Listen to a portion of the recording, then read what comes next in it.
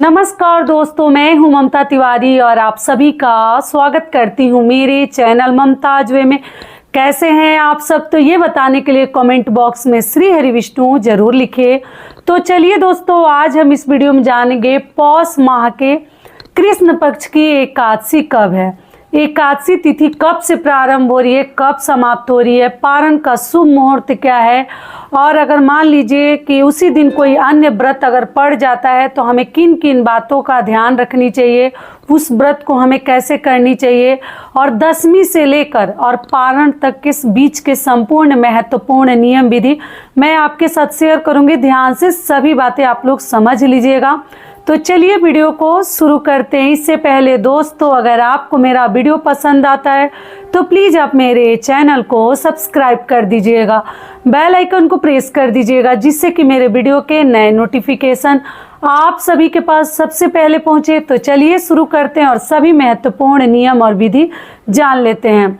तो सबसे पहले दोस्तों आपको बता दूं, एकादशी का व्रत माह में हम 2 बार करते हैं। एक तो कृष्ण पक्ष की एकादशी करते हैं, दूसरा हम शुक्ल पक्ष की एकादशी करते हैं।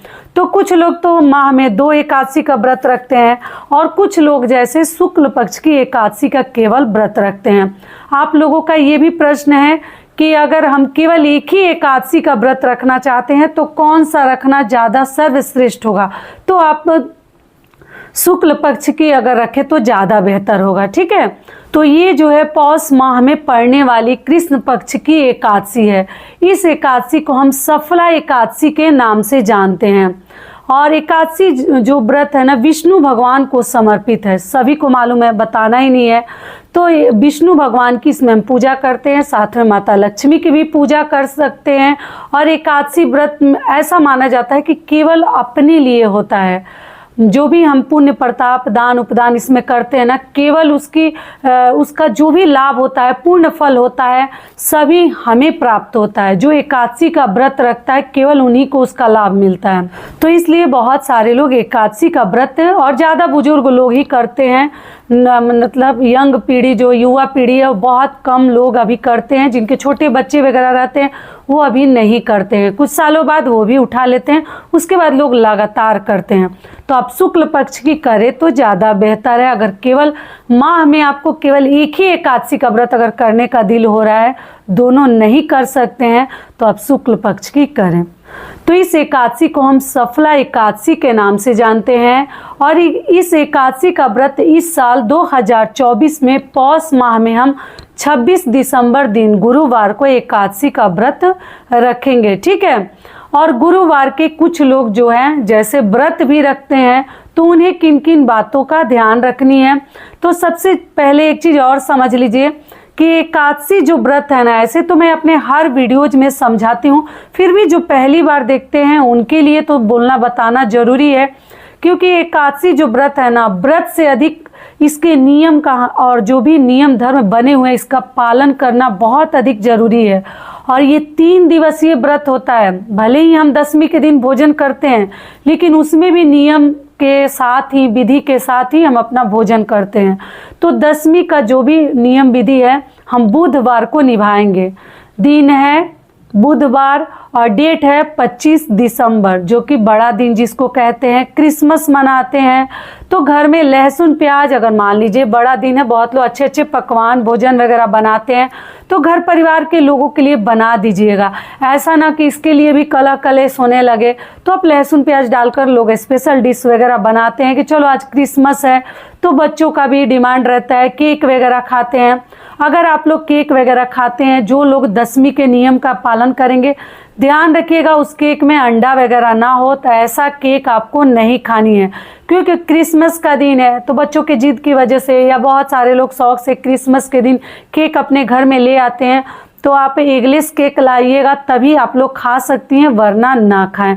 तो दशमी के दिन बुधवार को आप लोग बाल वगैरह धोकर और शुद्ध सात्विक उस दिन हमें भोजन करनी चाहिए, बिना लहसुन प्याज वाली। ठीक है, ये हो गया। और आप लोग बच्चों के लिए मतलब बाकी घर परिवार के लोगों के लिए अगर लहसुन प्याज बोलते हैं तो बना दीजिएगा। अपना भोजन आप साइड से पहले निकाल लीजिएगा या अलग बना लीजिएगा, देख लीजिएगा किस विधि से घर के लोग मतलब खुश हो रहे हैं और आपका भी काम हो जा रहा है। तो बुधवार के दिन हम ये करेंगे। और हम बृहस्पतिवार को दिन गुरुवार को हम व्रत रखेंगे।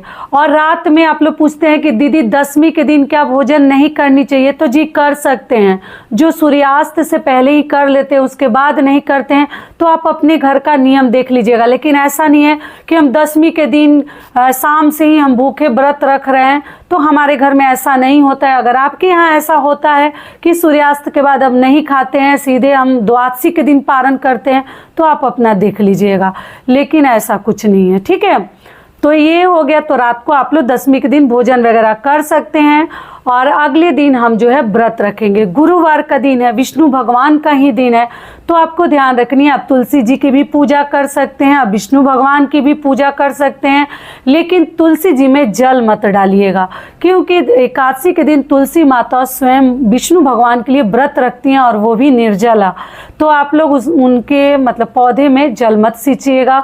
दूर से धूपबत्ती अगरबत्ती दिखा सकते हैं, भोग प्रसाद तो लगा के क्या फ़ायदा जब हमें जल ही नहीं चढ़ानी है, तो देख लीजिएगा, ठीक है।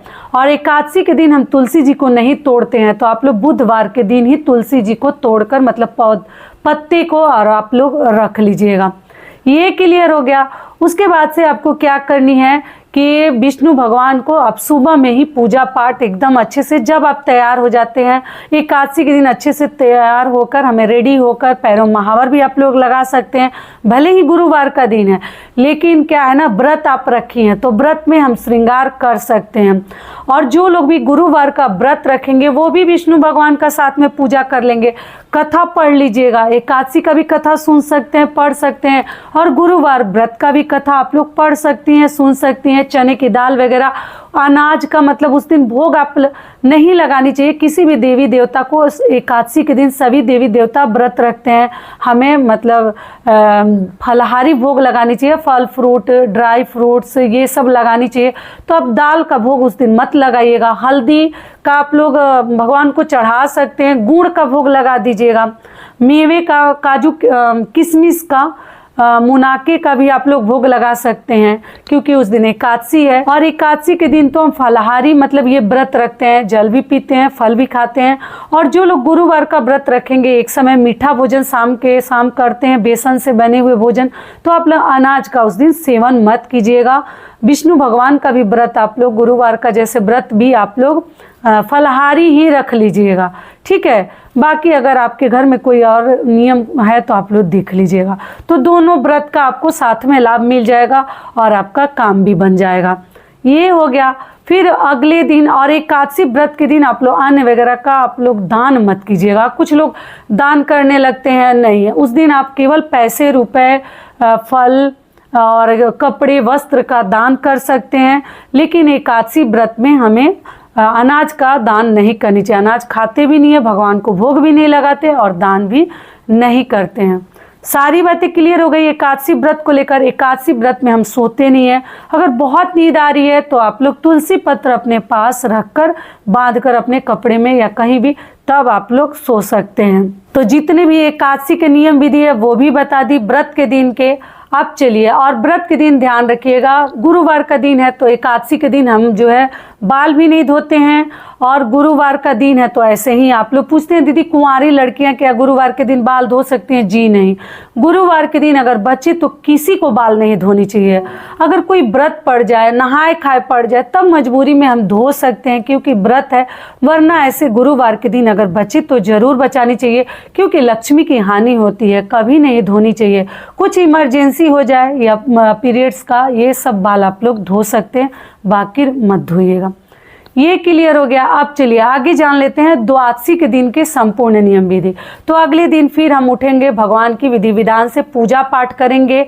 एकादशी द्वादशी दोनों दिन ध्यान रखिएगा, विष्णु भगवान के भोग में आप लोग तुलसी पत्र जरूर डालिएगा, ठीक है। और पीले चीज़ों का ही मतलब अधिक से अधिक प्रयोग करें। आप वस्त्र भी पीला पहने, पीला चंदन, पीला फूल, पीला भोग प्रसाद, जो मिले पीला ही चीज़ आप एकादशी या पूर्णिमा में इस्तेमाल करें, जो कि विष्णु भगवान का सर्वश्रेष्ठ रंग भी है और उनका प्रिय ये भोग भी माना जाता है, पीली चीज़ें। ठीक है, चंदन वगैरह लगाकर हमें पूजा करनी है द्वादशी के दिन भी। और उसके बाद से हम पारण से पहले कुछ न कुछ दान करेंगे। अन्न का दान आप कर लीजिए, देने की सुविधा नहीं है तो आप लोग जैसे पैसे रुपए का भी दान करके मंदिर में दान पेटी में दान कर सकती हैं। ये सभी कार्य हम द्वादशी के दिन करेंगे। और उस दिन ध्यान रखिएगा कि मान लीजिए अगर भोजन तैयार नहीं है तो आप तुलसी पत्र और गंगा जल सबसे पहले मुख में डाल लीजिएगा शुभ मुहूर्त में। उसके बाद चावल हम लोग नहीं खाते हैं, कुछ लोग चावल भी द्वादशी के दिन खाते हैं। आप अपने घर का नियम देख लीजिएगा। ऐसे द्वादशी के दिन तो चावल नहीं खाया जाता है, हमारे घर में कभी नहीं खाते। मैंने किसी को देखा ना कोई खाता था, ना खाता है, ना खाएगा आगे भी। लेकिन जिनके यहाँ अगर द्वादशी के दिन खाया जाता है तो मैं मना भी नहीं करूँगी। आप लोग अपने घर का नियम देख लीजिएगा। मसूर की दाल वगैरह का इसमें सेवन नहीं किया जाता है, मूंग दाल मसूर दाल नहीं खाते। अरहर की दाल, चने की दाल आप लोग जैसे दशमी के दिन और द्वादशी के दिन आप लोग खा सकते हैं। लहसुन प्याज द्वादशी के दिन भी नहीं डालते हैं। और सरसों तेल का बना हुआ भोजन नहीं करते हैं, या तो घी का या मूंगफली या सूर्यमुखी के तेल का आप लोग भोजन बना हुआ कर सकते हैं, भोग भगवान को लगा सकते हैं। और द्वादशी के दिन भी सोते नहीं हैं, रात में आप लोग सो सकते हैं दोनों दिन, व्रत के दिन और द्वादशी के दिन। लेकिन दिन में हमें बचानी चाहिए, अगर ना जरूरत पड़े तो ना सोएं। अगर तबीयत ठीक नहीं लग रहा है तब आप लोग सो सकते हैं, वरना आपको बचानी चाहिए। सारी बातें क्लियर हो गई। और रात से आपकी जो इच्छा हो आप लोग खा सकते हैं। शुक्रवार का दिन पड़ा है द्वादशी के दिन, तो कुछ लोग शुक्रवार का भी, कुछ बहनें मेरी व्रत रखती हैं संतोषी माता का, वैभव लक्ष्मी का, तो आप लोग उस दिन अन्न का सेवन मत कीजिएगा। तुलसी पत्र और गंगा जल मुख में डालकर और अपना व्रत खोल लीजिएगा। या स्किप करना चाहती हैं, अगर मान लीजिए 2 दिन आपसे व्रत नहीं रह पाती हैं तो आप लोग एक व्रत जो स्किप भी कर सकती हैं, कोई दिक्कत नहीं है। और ऐसे तो पड़ ही जाता है, कोई ना कोई व्रत साथ में पड़ जाता है, तो रखने में सक्षम है तो फिर अगले दिन रख लीजिए। तो उस दिन आप लोग जो भी खाते हैं, मीठा भोजन खाती हैं या किस प्रकार की चीज़ें आप शुक्रवार के व्रत में खाती हैं वो आप लोग खा लीजिएगा। पारण में केवल ध्यान रखिएगा कि शुभ मुहूर्त में आप लोग तुलसी पत्र और गंगा जल मुख में डाल कर ही अपना पारण का नियम कर लीजिएगा। जो लोग शुक्रवार का व्रत रखते हैं उनके लिए बता दी, ठीक है। तो बुधवार को दशमी तिथि के नियम का पालन करनी है, गुरुवार को व्रत रखनी है और शुक्रवार को हमें पारण करनी है। तो सारी बातें बता दी एकादशी से संबंधित। अब चलिए, और सिंदूर वगैरह आप लोग जरूर पूछिएगा कि दीदी गुरुवार का दिन है तो लगाएं कि नहीं। सब लगा सकते हैं, व्रत में सब लगाया जाता है। अब चलिए जान लेते हैं एकादशी तिथि कब से प्रारंभ हो रही है, कब समाप्त हो रही है, पारण का शुभ मुहूर्त क्या है। तो आपको बता दूं एकादशी तिथि प्रारंभ हो रही है 25 दिसंबर रात्रि में 10:30 पर, और एकादशी तिथि समाप्त हो रही है 26 दिसंबर रात्रि में 12:44 पर। ऐसे तो 27 दिसंबर हो जाएगा, तो आप लोग ध्यान रखिएगा, ठीक है। और सफला एकादशी का व्रत हम उदया तिथि को ध्यान में रखते हुए 26 दिसंबर 2024 दिन गुरुवार को रखेंगे। तो सफला एकादशी पारण का शुभ मुहूर्त है 27 दिसंबर को सुबह 7:17 से लेकर और 10 बजे तक आप लोग पारण कर सकते हैं। सारी बातें क्लियर हो गई। तो ये वीडियो मेरा यहीं तक का था, फिर मिलती हूँ एक नए वीडियो में। तब तक के लिए नमस्कार, स्वस्थ रहिए, सुरक्षित रहिए और जहाँ कहीं भी रहिए खूब खुश रहिए। धन्यवाद।